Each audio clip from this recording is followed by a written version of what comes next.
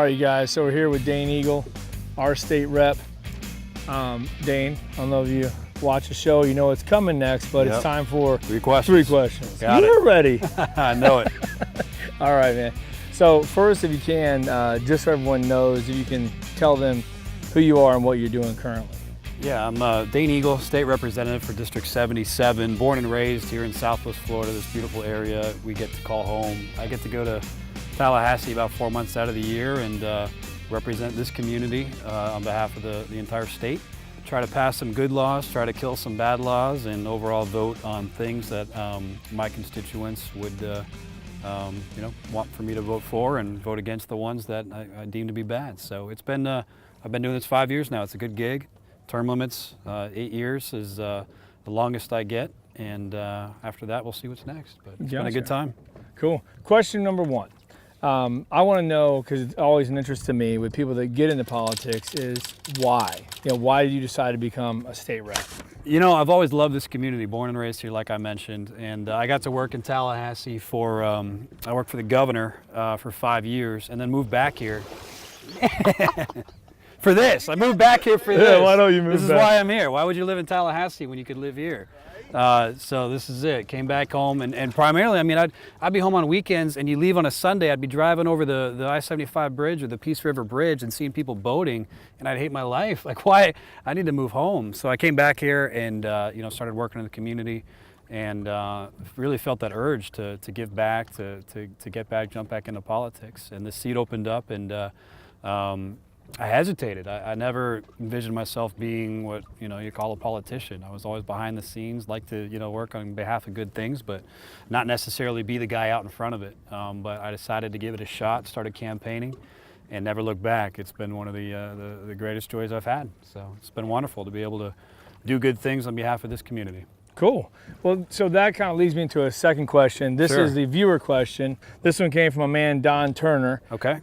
His question to you is, it's basically, what comes for you after term limits? Like, what's your long-term goals after politics or more politics? So we do have term limits, which is a great thing. I support term limits. You can, as a House member in the Florida House, you can get 4 terms, 2 years each. So I'm in the middle of my 3rd term, just finished the first session of my 3rd term. I've already filed for 2018, so I'll be running for re-election. After that, I'm done. I'll serve in 2019, 2020, November 2020 election. I won't be on the ballot as a state representative because I legally can't, and that's a good thing. I've done my time at that point. It's time to move on. So what's next? That's a great question. If you feel like you want to announce for governor right here, right here, please is the place to do it. I'm ready for it. Well, the first thing is I got to get through 18. I mean, it's one day at a time. It really is. You focus on doing a good job for what you're asked to do today, and that's what I'm focused on. After that, 2020, yes, I'll either have to find another office to run for. State Senate opens up. Elizabeth Benaquista's there now, so that is a possibility.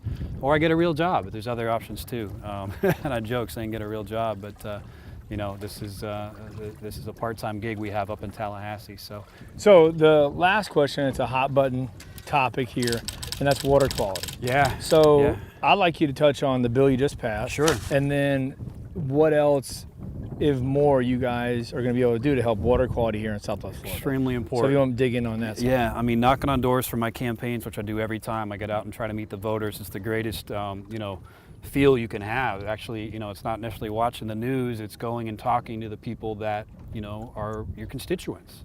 And the question I get asked the most, even before the rains we had last year, is water quality. It's important. This is our way of life. It's our economy. It's the reason anybody who lives here has ever came here in the first place, is to be a part of this. Thomas Edison, our first snowbird, came here for tarpon fishing, which we're doing here today.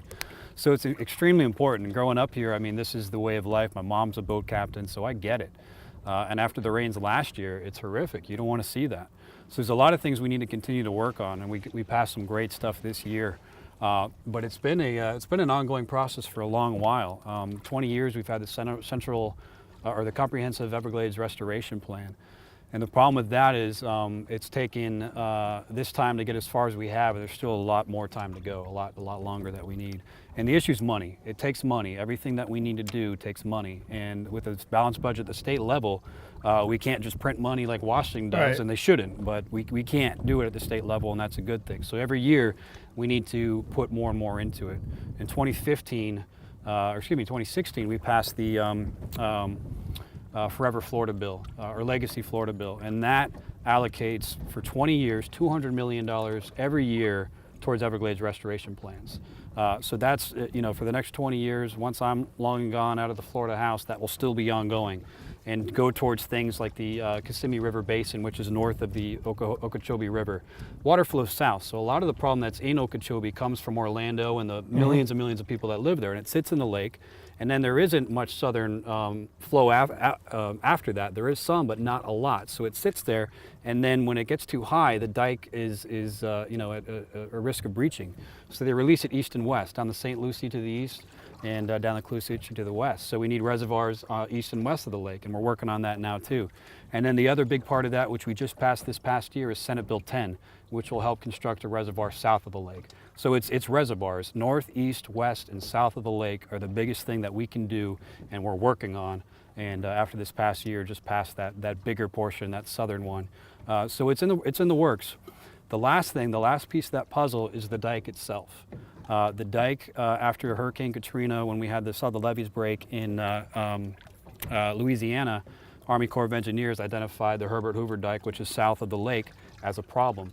So they started releasing water more often to save the people south of the lake that have been there for 100 years. Florida, when it became a state, they decided, okay, the best thing we can do with Florida, let's start farming the Everglades. We've got fertile land there. We'll use that as the bread pot for the rest of the country. So that was always been the issue for 100 years. So it's a 100-year problem that we're trying to fix now. So that dike is crucial because the dike exists and the water doesn't flow south as much to support the farming industry south of the lake, which has been there forever. So the dike, if we can reinforce that, which is in works, I want to say 150 miles, and you have to take out a football field slab at a time to put in this concrete wall and then fill it back up. Once that's done, and it's scheduled to be done in 2022, thanks to some acceleration, I think the problems are history.